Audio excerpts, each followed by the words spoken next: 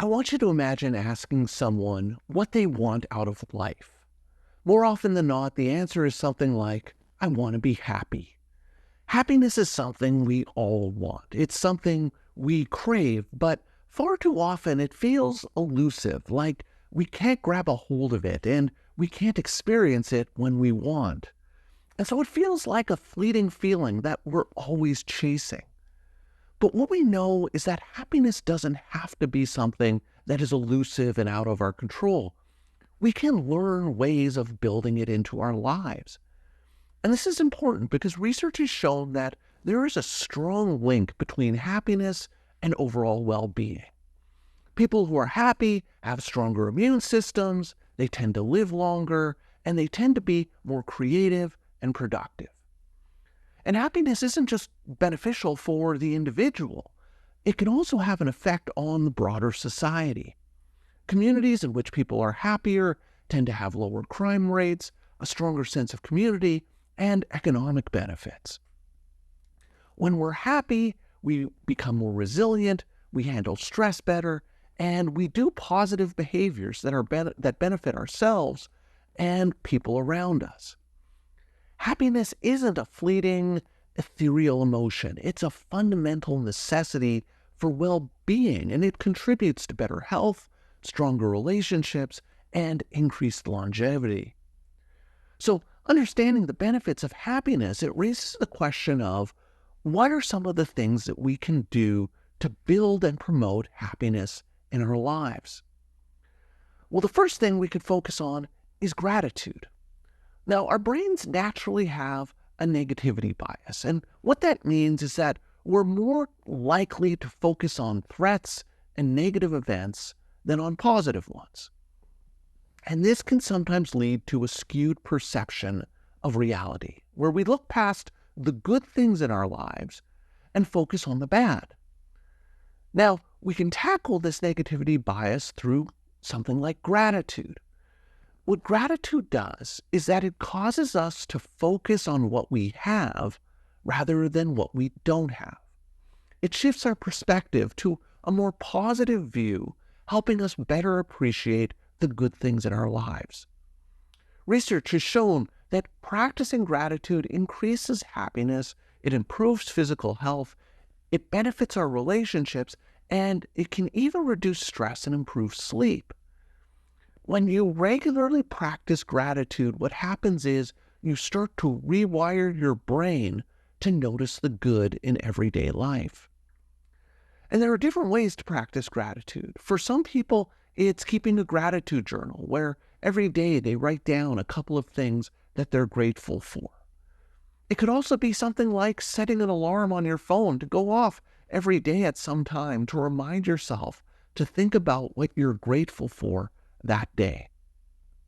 Now, these don't have to be big things or monumental events. It can be showing gratitude about small things like a sunny day, a song that you're listening to, or the taste of your morning coffee. And to make it even more effective, what you want to do is to try to be specific about what you're grateful for. Instead of saying, I'm grateful for my family, you might say something a bit more specific, like, I'm grateful for the hug my daughter gave me this morning, or I'm grateful for the joke that me and my wife laughed about last night. The more specific you get about what you're grateful for, the more it almost helps you relive those moments you're grateful about, which can boost happiness. The next thing you can do to build happiness into your life is to focus on savoring good moments. We often rush through positive experiences without truly appreciating them. So what you want to do is to try and learn ways to slow down these positive experiences and allow yourself to be fully present and engaged with the enjoyment you get from doing them. This can be things like pausing and taking a few extra breaths when you find yourself in a situation or a moment that you're enjoying. By pausing and allowing yourself to fully take in that moment. One of the things I often encourage people to do is to slow down when they're eating, taking time to really taste their food, noticing the texture, notice the smells and the sensations that you get with each bite. Far too often, we just tend to down our food so quickly that we're not even paying attention to it, and we don't allow ourselves to really savor or enjoy the meal. Likewise, you want to practice fully engaging in your conversations. When you're talking with someone, try to focus on being fully present in that conversation. Listen actively, make eye contact with the person. Notice and appreciate the connection that you're having in that moment. And another way to savor good moments is to recognize and celebrate the small wins in life. Whether it's completing a project at work, sticking to a workout routine, or getting through a challenging day, it can be really helpful to acknowledge your efforts and to feel proud of even those little wins that can build up over the course of a day. Another way to build happiness in life is to focus on the power of our relationships. Human beings, we're social creatures, and strong relationships can boost happiness. So you want to make an effort to invest in your connection with family and friends and loved ones. And you can do this by scheduling regular social activities, reaching out to those people you haven't connected to in a while, or joining a club to meet new people who share your same interests. And when you're spending time with people you care about, be sure to express your appreciation for them and how much they mean to you, because those sorts of things tend to lead to the other person reciprocating those same feelings, and it makes you feel valued and more connected to that person. By making an effort to foster relationships and to spend time with people you care about, what that does is it can go a long way in building happiness in life and just building that sense of connection and belonging in your life with other people. The next thing you can focus on doing to promote happiness is to engage in acts of kindness to other people. And I'm not talking about grand gestures or heroic deeds.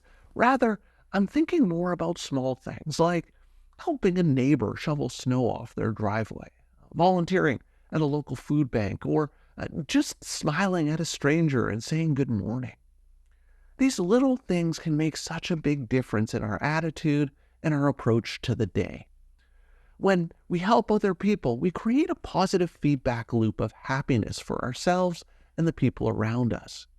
It feels good to do something to help someone out, and that may brighten up their day. And so then they become motivated to do something nice for someone else. And so these small acts of kindness can have a ripple effect of positivity.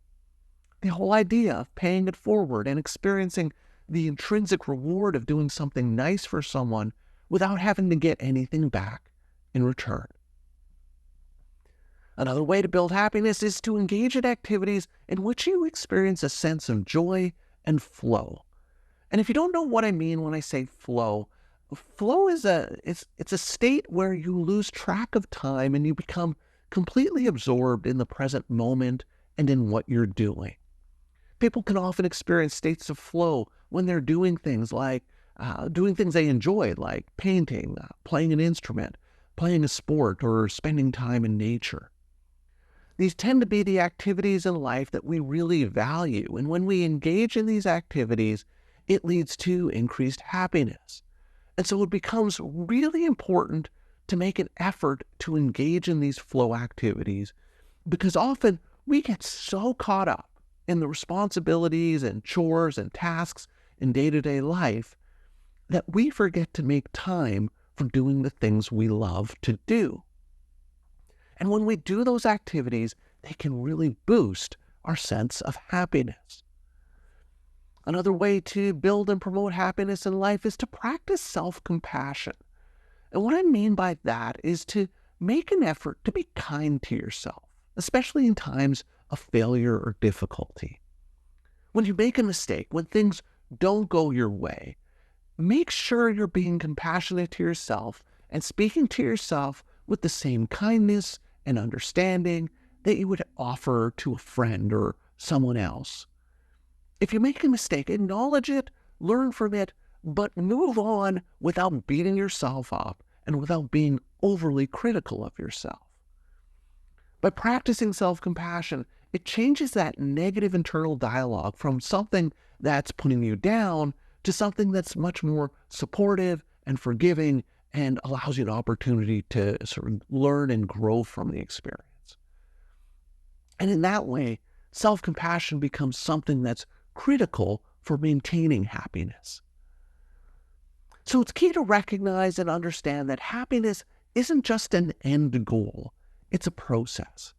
By practicing these strategies, gratitude, strengthening your social connections, savoring the good moments, practicing acts of kindness, engaging in enjoyable activities, and demonstrating self-compassion, you can build a more resilient and happy mindset. And the thing about happiness is that it has ripple effects. As you become happier, you have a more positive impact on the people around you, and this creates a greater sense of well-being that affects not just you, but the community of people around you. And if you want to learn more about ways of changing negative self-dialogue and having a more effective self-coaching style, I encourage you to check out this video. So that's all for today's video. As always, thank you for making it all the way to the end of this video, and I will see you in the next one.